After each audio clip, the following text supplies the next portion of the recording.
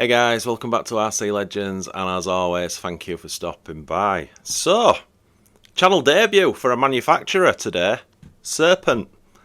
Never had a Serpent car on the channel.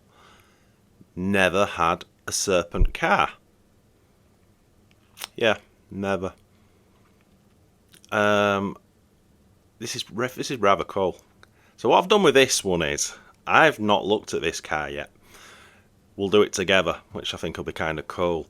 So this is my good friend's Dennis's car, and this came in the box of two others, so I could make some videos on these cars, which is mega cool. So this is a 1/10, obviously F1 electric race car.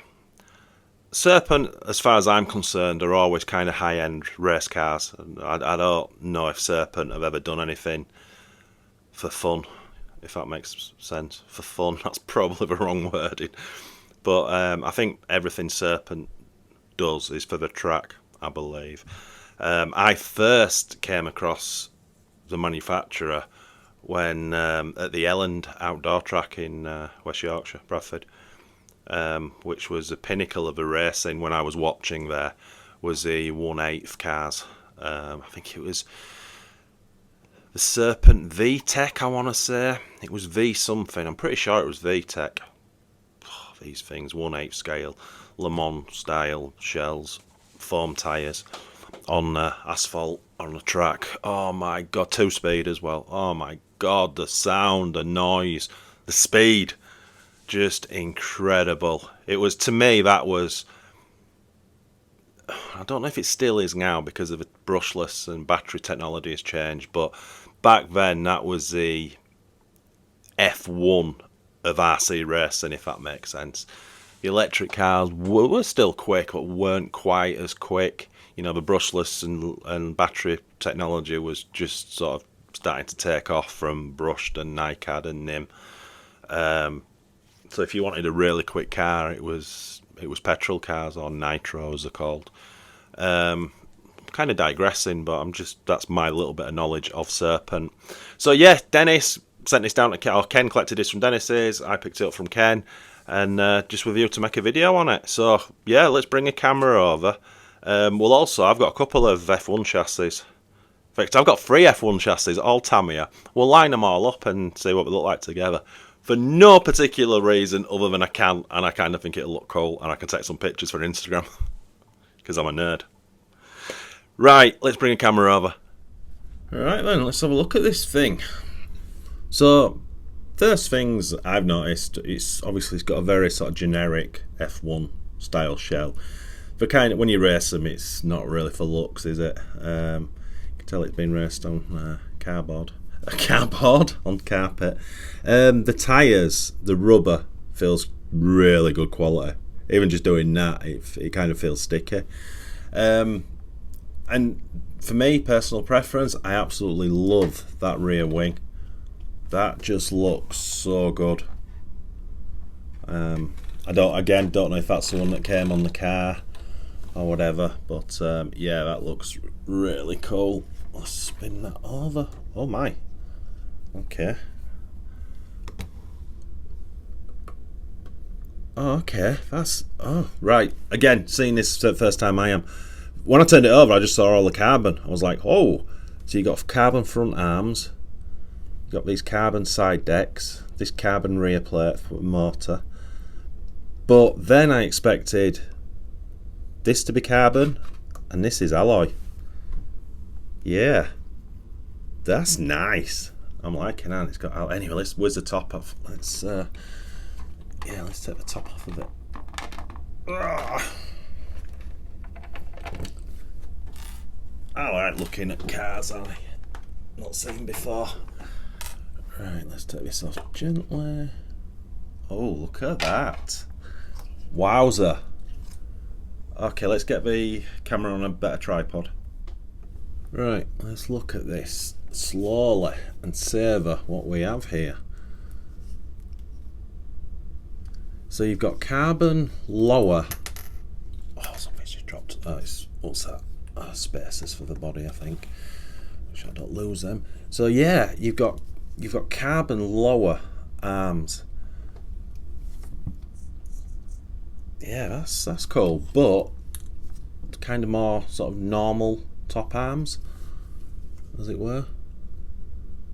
Not much movement there, is there? Well, there is when it's down though. Obviously it doesn't need much. There's like little springs in the outer cups that bring it back up, but I think most of it's kind of done on the arms by the looks of it. Yeah, that's very cool. Bearings in there. That nice carbon top plate. So, as I say, Dennis races this. So what we got there is I can't see them because I've not got my glasses on. HV, I think, is the manufacturer of a servo, little low profile one. I don't know if you can hear that. Let me just put this next to the microphone so you can hear it. Yeah, that's the quality sound of a servo.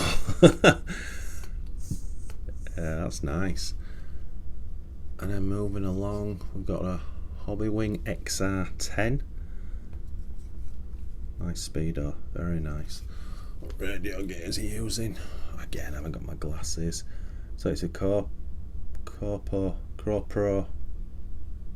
receiver. That looks nice. It's tiny. Very nice. And this centre range, look at that alloy. Oh, sorry. It's always fun to try to do this around camera. Look at that shock. So you can see the shock compressing. Nice. And it's got sideways as well. So how's that done? So there's springs at either side. Don't know if you can. This is coming across. Might be better from the bottom. It allows it to do that as well as the up and down movement. Yeah, that's a trick. That feels, again, doesn't come across on camera, but that feels really nice on that back end. Yeah, that's cool. And then we've got some motor. We've got a reader. And again, I've got no glasses, so I've no idea what spec it is. Something tells me 21.5. I think Dennis might have said that previously. A lot of alloy in there. Yeah, I mean, so as I alluded to at the beginning of the video, Serpent for me is high-end race cars, and I think you'll agree, as soon as I took the body shell off there, that's a high-end F1 race car. Don't know its age. I don't know if this is modern or if it's like an old version of this. That shock is beautiful. That's so nice. Yeah, that's cool. Again, I apologise. I guess this style of video is not great to watch. You're just looking at something I'm looking at, but yeah, it's not very often we get to hold and play about with different RC cars that we definitely wouldn't have in our collection. That's cool. Let me go dig out. What shall I dig out? I've got 3 F1 chassis, but 2 of them are pretty similar. Tell you what, we'll dig out. We'll dig out the newest one, which is the Tamiya F104 Pro. That's pretty much Tamiya's, is it? Latest RC. I think it's kind of Tamiya's highest end RC F1 car, apart from the TRF F1 cars they did. But yeah, it'll be good to put them side by side. So as I said, this is the Tamiya F104 Pro. It's pretty much their latest F1 chassis.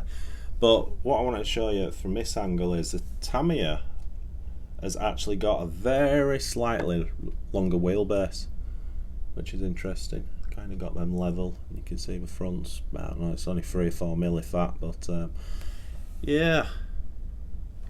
So the Serpent is a lot wider, and obviously the main thing is you've got your battery, which I'm guessing Dennis will probably be using a shorter, which runs the same way as the chassis, whereas with just about every Tamiya F1 car the battery runs across.